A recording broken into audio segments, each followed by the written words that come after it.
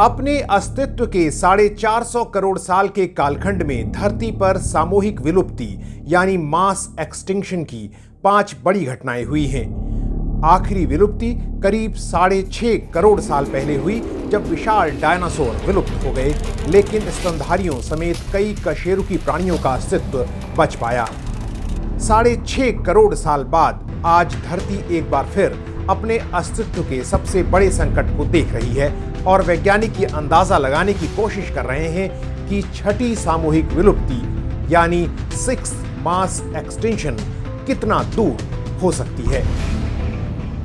नमस्कार, मेरा नाम है हृदय जोशी। वर्ल्ड एनवायरनमेंट डे के इस स्पेशल एपिसोड में आपका स्वागत है इको एंड एनर्जी टॉक। जी हाँ, यह है हमारा यूट्यूब चैनल। अगर आपने इसे अभी तक सब्सक्राइब नहीं किया है तो सब्सक्राइब कर लें।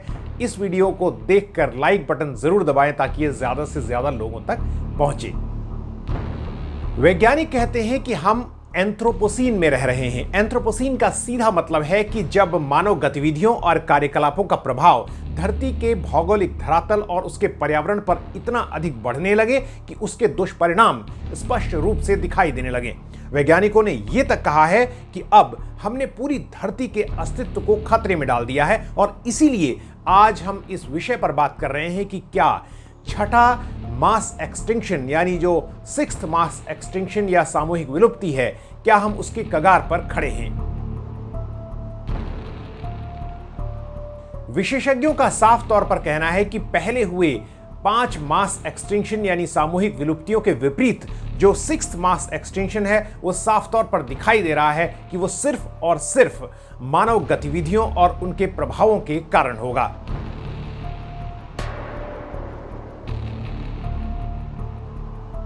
बिजली के आविष्कार के बाद 18वीं शताब्दी के आखिर में जो औद्योगिक क्रांति शुरू हुई, उसके बाद दुनिया की शक्ल ही बदलने लगी। मशीनों का अंधाधुंध प्रयोग हुआ, उपभोक्तावादी जीवन की शुरुआत हुई, दुनिया ने बहुत तरक्की देखी और काफी हद तक मानवता की भलाई भी हुई। लेकिन जीवाश्म ईंधन और मशीनों के अंधाधुंध प्रयोग ने अब हमें एक ऐसे मुहाने पर ला खड़ा किया है जहां धरती उबल रही है और जैव विविधता तेजी से खत्म हो रही है। और यही वजह है कि आज दुनिया के ऊपर इतना बड़ा संकट मंडरा रहा है।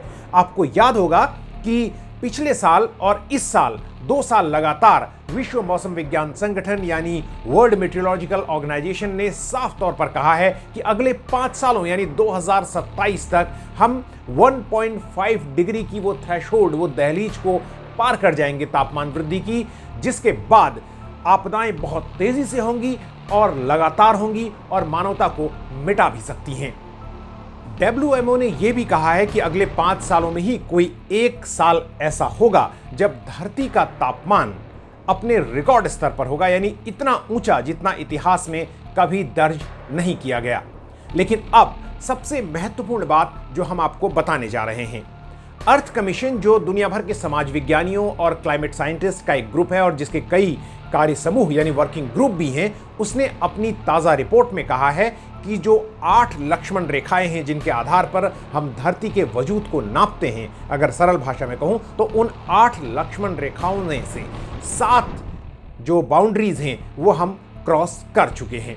क्लाइमेट साइंटिस्ट की भाषा में इन्हें अर्थ सिस्टम बाउंड्री यानी ESB कहा जाता है। इनके उल्लंघन की खबर या इनके उल्लंघन के बारे में रिसर्च हमें उस वक्त मिल रही है जब दुनिया के करीब 200 देश इस वक्त जर्मनी के बॉन में इकट्ठा हुए हैं और इस साल के अंत में होने वाले जलवायु परिवर्तन महासम्मेलन से पहले एक महत्वपूर्ण वार्ता कर रहे हैं। सवाल यह है कि क्या ये वार्ताएं सिर्फ टेबल तक सीमित हैं या देश इन पर कोई कदम भी उठाएंगे।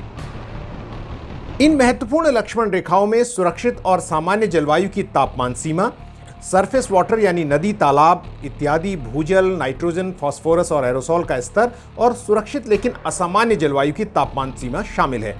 केवल एक अर्थ बाउंड्री को छोड़कर सारी लक्ष्मण रेखाएं पार कर ली गई हैं और वो एक जो बाउंड्री है वो 1.5 डिग्री के थ्रेशोल्ड यानी दहलीज की है, जिसको पार करने के हम बहुत करीब हैं और जिसके बारे में अभी मैंने बताया कि WMO की रिपोर्ट कह रही है कि अगले 5 साल में वो भी पार हो जाएगी।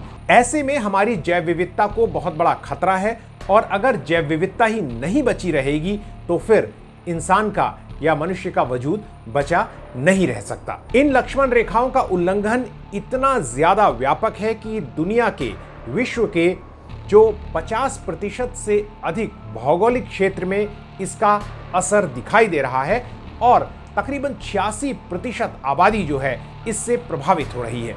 अर्थ कमीशन की रिसर्च ये कहती है कि धरती के सुरक्षित रहने के लिए जरूरी है कि उसका 50 से 60% जो क्षेत्रफल है वो संरक्षित रहे, लेकिन आज ये हिस्सा, ये क्षेत्रफल जो है वो घटकर 40% से भी कम हो गया है। Centre for science and environment ने अपनी एक रिपोर्ट में 2 साल पहले ये बताया था कि भारत में जो बायोडाइवर्सिटी हॉटस्पॉट हैं, यानी जैव विविधता से प्रचुर जो क्षेत्र हैं, उनके 90% का लॉस हो चुका है।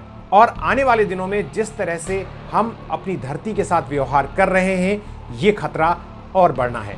आगे एक वीडियो हम लाएंगे कुछ दिनों में जिसमें हम इसी से जुड़े खतरों के बारे में और बात करेंगे। तब तक के लिए नमस्कार।